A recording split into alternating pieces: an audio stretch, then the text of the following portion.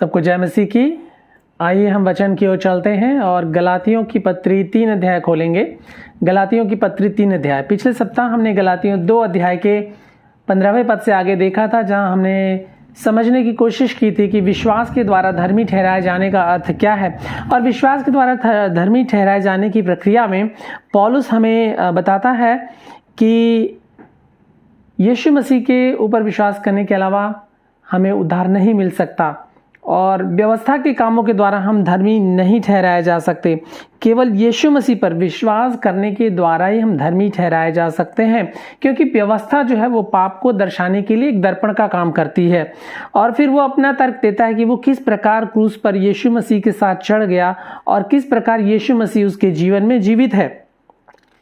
इन बातों को हमने पिछले सप्ताह देखा था, लेकिन आज जो है 3 अध्याय में हम इसी के क्रम में आगे बढ़ेंगे और हम देखेंगे कि विश्वास के द्वारा धर्मी ठहराए जाने के अर्थ में व्यवस्था बनाम विश्वास का क्या अर्थ है, व्यवस्था कहां पर खड़ी है और विश्वास कहां पर खड़ा है। इन 2 बातों को आज हम गलातियों 3 अध्याय में 1 पद से लेकर 14 पद तक समझने की कोशिश हम करेंगे। पौलुस जो है पिछले अध्याय में शुरुआत करता है कि विश्वास के द्वारा हम धर्मी ठहराए जाते हैं। किस प्रकार? केवल यीशु मसीह पर विश्वास करने के द्वारा हम धर्मी ठहराए जाते हैं। और अपना तर्क देने के बाद वो 3 अध्याय में जब शुरुआत करता है तो वो कहता है, हे निर्बुद्धि गलातियों, किसने तुम्हें मोह लिया? तुम्हारी तो मानो आंखों के सामने यीशु मसीह क्रूस पर चढ़ाया गया। Don't do that. पौलुस कह रहा है, हे निर्बुद्धि गलातियों, किसने तुम्हें मोह लिया? मानो तुम्हारी आंखों के सामने यीशु मसीह क्रूस पर दिखाया गया। एक विविड पिक्चर है गलातियों के सामने, गलातिया की कलीसिया के सामने, जहां पौलुस उनको सुसमाचार प्रचार इस प्रकार करता है कि यीशु मसीह को बहुत विविडली, बहुत जीवंत तरीके से सुसमाचार को उनके सामने प्रकट करता है और वे लोग इस सुसमाचार को सुनकर उस पर विश्वास करते हैं। तो दूसरे पद में पौलुस कहता है, मैं तुमसे केवल यह जानना चाहता हूं कि तुमने आत्मा को क्या व्यवस्था के कामों से या विश्वास के समाचार से पाया। तो इस पैसेज में हम पाते हैं कि गलातिया के लोगों का क्या अनुभव था और उस अनुभव में कई बार वो खो जाते हैं। हमारे विश्वासी जन भी अपने अनुभव में खो जाते हैं। तमाम तरह के अनुभव की वो बात करते हैं कि परमेश्वर ने मुझसे इस तरह बात की, परमेश्वर के दास ने मुझसे इस तरह प्रचार किया, ये वचन मेरे पास पहुंचा, वो दर्शन मेरे पास पहुंचा। तमाम चीज़ों को जब हम ग्रहण कर लेते हैं, अनुभव आधारित जो हमारा विश्वास जब बढ़ने लगता है, उसमें बहुत फिर मुश्किल पड़ जाती है। तो पौलुस यहाँ पे पूछ रहा है, मैं तुमसे केवल यह जानना चाहता हूं कि तुमने आत्मा को क्या व्यवस्था के कामों से या विश्वास के समाचार से पाया। तो हम जानते हैं कि व्यवस्था के कामों से हमें आत्मा नहीं मिलता है और इसी पद में हम पढ़ेंगे। लेकिन आत्मा जो हमें मिला है, आत्मा की जो हम बात कर रहे हैं, पवित्र आत्मा की बात कर रहे हैं, जो पवित्र आत्मा हमें मिला है वह विश्वास के सुसमाचार के सुनने और उस पर विश्वास करने के द्वारा हमें मिला है। रोमियो 8 अध्याय के 9 पद में हम पढ़ते हैं, रोमियो 8 अध्याय के 9 पद में यहां पे इस प्रकार लिखा है, परंतु जबकि परमेश्वर का आत्मा तुम में बसता है तो तुम शारीरिक दशा में नहीं परंतु आत्मिक दशा में हो। यदि किसी में मसीह का आत्मा नहीं तो वह उसका जन नहीं। तो जो परमेश्वर का आत्मा किस में बसता है? जो प्रभु यीशु मसीह के सुसमाचार को सुनकर उस पर विश्वास करता है, परमेश्वर का आत्मा उसमें बसता है। तो जब परमेश्वर का आत्मा हम में बसता है तो हम आत्मिक हो गए, हम नई सृष्टि हो गए, अब हम शारीरिक दशा में नहीं रहे। इसी बात को पौलुस गलातियों के 2 अध्याय के 20 पद में कहता है, अब हम शारीरिक दशा में नहीं हैं, हम शारीरिक दशा के लिए मर चुके हैं, पाप के लिए मर चुके हैं, हम व्यवस्था के लिए मर चुके हैं। तो पौलुस कहता है, परंतु अब तुम क्या हो? अब तुम आत्मिक दशा में हो। यदि किसी में मसीह का आत्मा नहीं तो वह उसका जन नहीं है। तो पौलुस कहता है, मैं तुमसे यही तो जानना चाहता हूं, तुमने तो सुसमाचार पर विश्वास कर लिया, तुम पाप के लिए मर गए थे, तुम व्यवस्था के लिए मर गए थे, तो फिर वही काम तुम फिर क्यों करने लगे? क्योंकि पिछले अध्याय में पौलुस कहता है जो चीज मैंने गिरा दिया है, जो मैंने उतार फेंका है, अब उसी को मैं फिर बनाने लगूं तो मैं अपराधी ठहरूंगा। तो अगर वही काम हम फिर शारीरिक दशा का काम करने लगे, शरीर का काम करने लगे, पाप का काम करने लगे, तो हम अपराधी ठहरेंगे। सो पौलुस बहुत उनकी को चेतावनी दे रहा है और पूछ रहा है कि आत्मा के द्वारा तुमने अपना विश्वास शुरू किया, अब क्या तुम व्यवस्था के कामों पर जाना चाहते हो? पहला कुरिन्थियों 12 अध्याय का 13 पद, पहला कुरिन्थियों 12 अध्याय के 13 पद में, क्योंकि हम सब ने, क्या यहूदी क्या यूनानी, क्या दास और क्या स्वतंत्र, एक ही आत्मा के द्वारा एक देह होने के लिए बपतिस्मा लिया और हम सबको एक ही आत्मा पिलाया गया। तो कोई भी व्यक्ति, चाहे यहूदी हो, अगर वो व्यवस्था का मानने वाला हो, चाहे यूनानी हो, चाहे वह दार्शनिक हो, चाहे एग्नोस्टिक हो, कोई भी हो, चाहे हिंदू हो, मुस्लिम हो, किसी भी समाज या किसी भी सेक्ट समुदाय का हो, अगर उसने यीशु मसीह पर विश्वास किया है, उनके कामों पर विश्वास किया, उनको प्रभु जानकर अंगीकार किया है, तो वचन यहां पे कहता है हम सब को, हम चाहे किसी भी पंथ के हों, किसी भी आस्था के हम रहे हों, अगर हमने यीशु पर विश्वास किया है तो हमको एक ही पवित्र आत्मा के द्वारा यीशु मसीह में एक देह होने के लिए हमने बपतिस्मा लिया था और हम सबको एक ही आत्मा पिलाया गया। मतलब हमको एक ही पवित्र आत्मा हम सबको दिया गया है। तो पौलुस कह रहा है कि व्यवस्था के कामों से हमें आत्मा नहीं मिलता, पवित्र आत्मा नहीं मिलता है, परंतु विश्वास के द्वारा जो सुसमाचार हमने विश्वास किया है सुसमाचार पर, उसी के द्वारा हमें पवित्र आत्मा मिलता है। तो आगे वो कहता है तीसरे पद में, गलातियों 3 अध्याय के 3 पद में, क्या तुम ऐसे निर्बुद्धि हो गए हो कि आत्मा की रीति पर आरंभ करके अब शरीर की रीति पर जाना चाहते हो?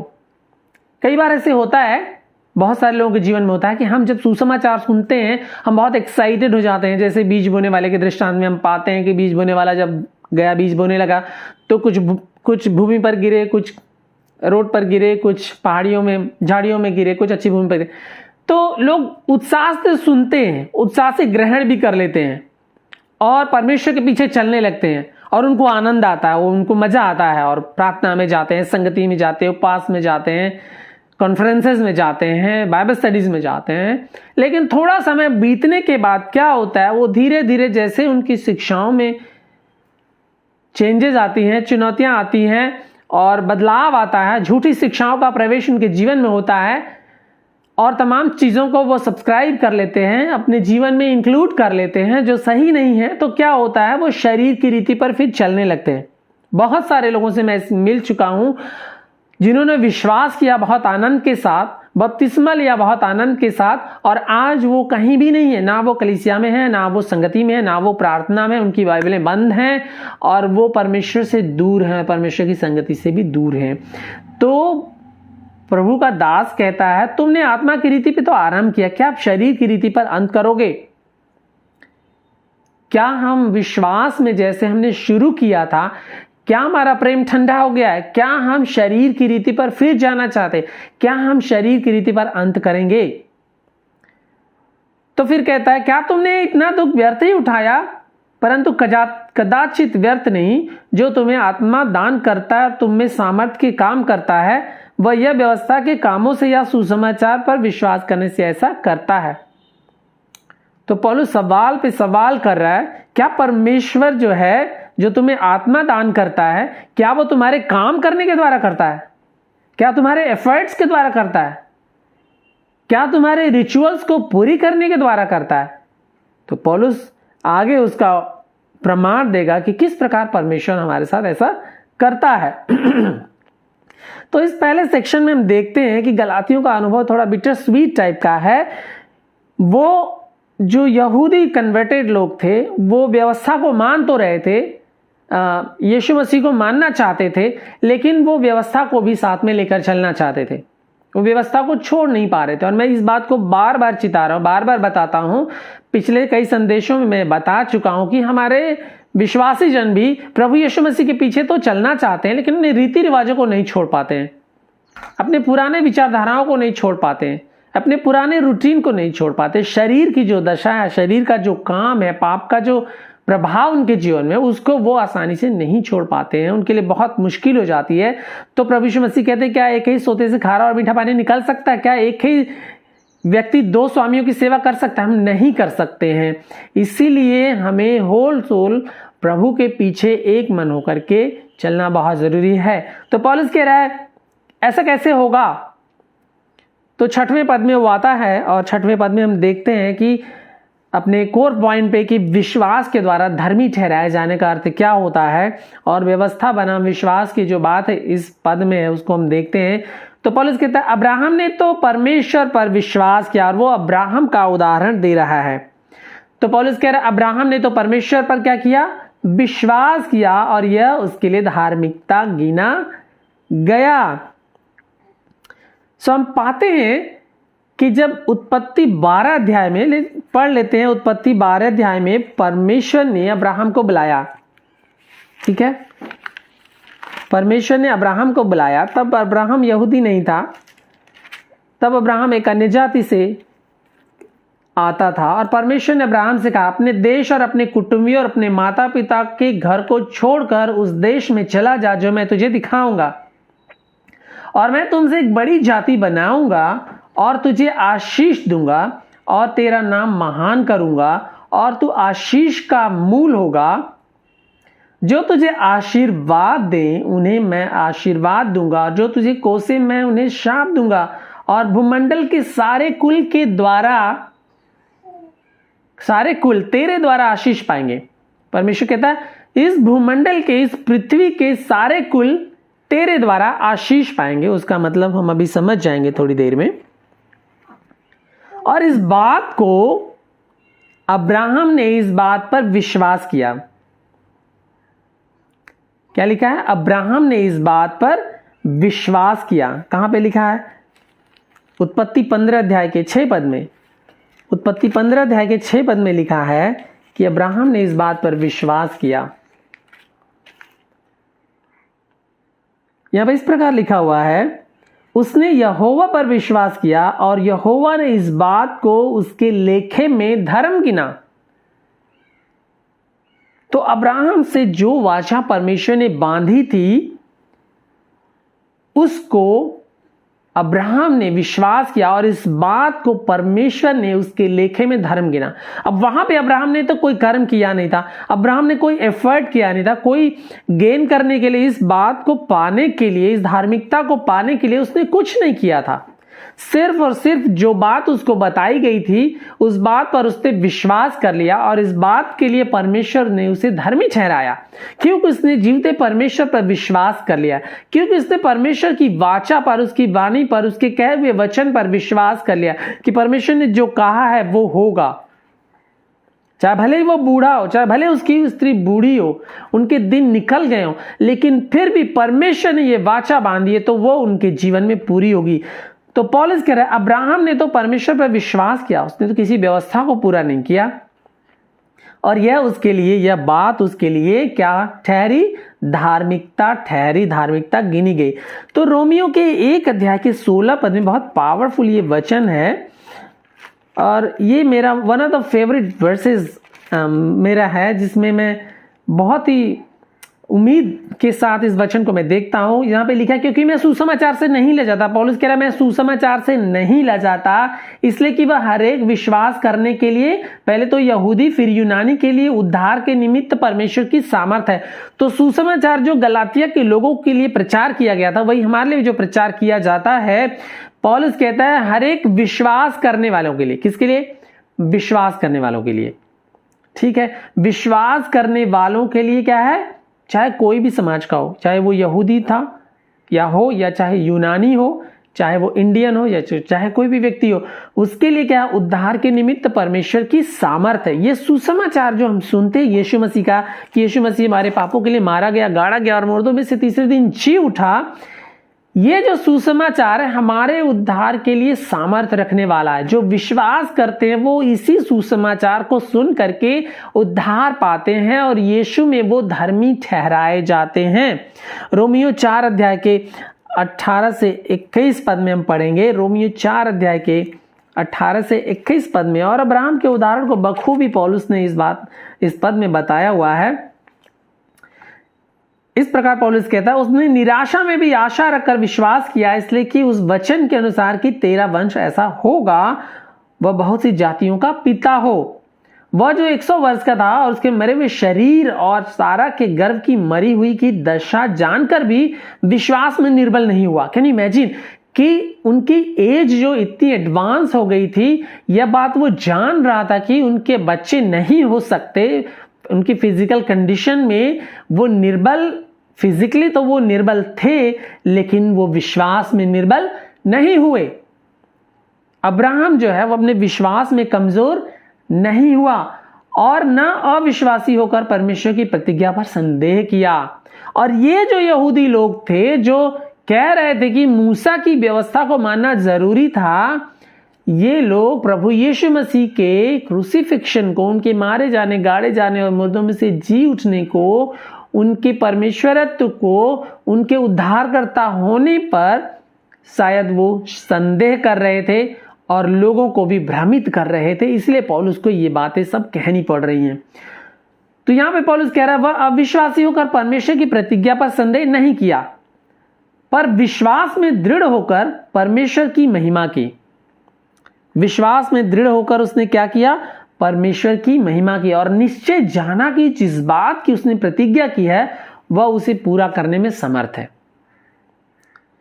तो पौलुस कह रहा है कि परमेश्वर ने जो वाचा उस अब्राहम के साथ बांधी थी, उसने उस पर विश्वास किया, वो अपने विश्वास में निर्बल नहीं हुआ और यह बात उसके लिए धार्मिकता गिनी गई। अतः यह जान लो कि जो विश्वास करने वाले हैं वे ही अब्राहम की संतान हैं। हालेलुया। जो विश्वास करने वाले हैं, जो व्यवस्था पर चलने वाले हैं, जो रीतियों पर चलने वाले हैं, वो अब्राहम की संतान नहीं है, वो वाचा की संतान नहीं है, लेकिन जो विश्वास करने वाले हैं वे ही अब्राहम की संतान हैं। हम और आप, हम प्रभु में जो पाए जाते हैं, जो प्रभु के सुसमाचार पर विश्वास करते हैं, हम अब अब्राहम की संतान बन गए हैं। कैसे? क्योंकि परमेश्वर ने उत्पत्ति 12 अध्याय में यह प्रॉमिस किया था अब्राहम के साथ कि तेरे द्वारा इस भूमंडल की सारी जातियां, सारे कुलों के लोग क्या पाएंगे? आशीष पाएंगे। और अब्राहम, हम जानते हैं कि यीशु मसीह यहूदियों में से, अब्राहम के वंश से आया और यीशु मसीह हमारे लिए मारा गया, गाड़ा गया और मुर्दों में से तीसरे दिन जी उठा और परमेश्वर के दाहिने जा बैठा। वो हमारा परमेश्वर है। सिर्फ और सिर्फ यीशु के द्वारा हमारे पापों की क्षमा होती है। जो इन बातों पर विश्वास कर लेते हैं वो परमेश्वर की संतान बन जाते हैं और अब्राहम के वंश बन जाते हैं, अब्राहम की संतान भी बन जाते हैं। हालेलुया। तो पौलुस कह रहा है, अब अतः ये जान लो कि जो लोग विश्वास करते हैं वे अब्राहम की संतान, वे ही अब्राहम की संतान है। आत्मिक रूप से हम ही अब्राहम की संतान है। और आगे कहता है, और पवित्र शास्त्र ने यह पहले से ही जानकर कि परमेश्वर अन्य जातियों को विश्वास से धर्मी ठहराएगा, पहले इसे अब्राहम को सुसमाचार सुना दिया। परमेश्वर ने पहले ही अब्राहम को सुसमाचार सुना दिया। तो कई लोग पूछते हैं पुराने नियम में लोगों का उद्धार कैसे होगा? बाइबल बताती कि एकमात्र उद्धार का जो रास्ता है वो यीशु मसीह है। बिना यीशु मसीह के कोई भी पिता के पास नहीं पहुंच सकता। तो यीशु मसीह के आगमन की जो बातें थी, पुराने नियम के लोग जो थे, भविष्यवक्ता थे, प्रभु के जो जन थे, वो आगे की ओर देख रहे थे। जो परमेश्वर, पुत्र परमेश्वर जो आने वाला था उसकी ओर वो लोग देख रहे थे। उस पर विश्वास करके वो उद्धार पाते थे। और हम जो नए नियम में इस समय में हम जो जीवित हैं, हमारे पीछे जितने लोग चले गए हैं यीशु मसीह के आने के बाद, हम पीछे देखते हैं, यीशु मसीह की तरफ देखते हैं। हम क्रूस की ओर देखते हैं। वो लोग आगे की ओर देखते थे, हम पीछे देखते हैं। लेकिन उद्धार का मार्ग सिर्फ और सिर्फ यीशु मसीह ही है और कोई दूसरा रास्ता नहीं है। तो प्रभु ने पहले उसको सुसमाचार सुना दिया कि तुझ में सब जातियां आशीष पाएंगी। इसलिए जो विश्वास करने वाले हैं वे विश्वासी अब्राहम के साथ आशीष पाते हैं। जो वाचा परमेश्वर ने बांधी थी अब्राहम के साथ उस वाचा के तहत, उसके अधीन हम सब जो हैं अन्य जाति, हम सब अन्य जातियों में से हम भी अब्राहम के साथ आशीष पाते हैं और अब्राहम की हम संतान कहलाते हैं। और ये सब कुछ सिर्फ और सिर्फ विश्वास के द्वारा होता है। अब 10 पद से आगे हम देखेंगे किस तरह पौलुस व्यवस्था का खंडन करता है, कि जो लोग व्यवस्था पर भरोसा कर रहे थे उसका खंडन किस प्रकार करता है। तो पौलुस इस 10 पद से 3 अध्याय के 10 पद से 14 पद में व्यवस्था के द्वारा जो श्राप आता है उसके बारे में बता रहा है। तो 10 पद में यहां पे लिखा है, इसलिए जितने लोग व्यवस्था के कामों पर भरोसा रखते हैं वे सब शाप के अधीन है, क्योंकि लिखा है जो कोई व्यवस्था की पुस्तक में लिखी हुई सब बातों के करने में स्थिर नहीं रहता वह श्रापित है। तो यहां पे लिखा है कि जितने लोग व्यवस्था के कामों पर भरोसा करते हैं वे सब शाप के अधीन हैं। अधीन का मतलब क्या होता है, कि वे लोग जो व्यवस्था का पालन करने के द्वारा उद्धार पाना चाहते हैं, कि जो लोग कर्मों को करने के द्वारा उद्धार पाते हैं। हम जानते हैं इफिसियों में लिखा है 2 अध्याय के 8 और 9 पद में कि हम विश्वास के द्वारा अनुग्रह से हमारा उद्धार होता है, हम धर्मी ठहराता है। ऐसा ना हो कि कोई कर्मों के द्वारा घमंड करे। तो जो कर्मों पर घमंड करते हैं, कर्मों को करके उद्धार पाना चाहते हैं, वो श्राप के अधीन है। यहां पे पौलुस कहता है वे लोग जो व्यवस्था के कामों से उद्धार पाना चाहते हैं वो शाप के अधीन हैं, क्योंकि लिखा है कि जो कोई व्यवस्था के कामों को करने में स्थिर नहीं रहता वह श्रापित है। व्यवस्था विवरण 27 अध्याय के 26 पद में, व्यवस्था विवरण 26 अध्याय के 27 अध्याय के उसमें 26 पद में लिखा हुआ है कि जो कोई व्यवस्था को पूरा पूरा पालन नहीं करता है वह श्रापित है। अगर जो कोई व्यवस्था दी हुई जो व्यवस्था थी उनको, उसका जो दोबारा जो बताया गया मूसा के द्वारा कि इन कामों को आपको करना है और इन कामों को आपको नहीं करना है, अगर व्यवस्था की आप चौकसी करेंगे तो परमेश्वर आपको आशीष देगा, और व्यवस्था को आप पूरी नहीं करेंगे तो परमेश्वर आपको श्राप देगा। तो 27 अध्याय के 26 पद में लिखा, शापित तो वह जो व्यवस्था के वचनों को मानकर पूरा ना करे। तब सब लोग कहें आमीन। शापित हो वह व्यक्ति जो व्यवस्था के वचनों को पूरा ना करे। और याकूब 2 अध्याय के 10 में लिखा है, अगर हम बहुत सारी बातों को मानते हैं और एक बात में हम फेल हो जाते हैं तो हम सब बातों में फेल हो जाते हैं।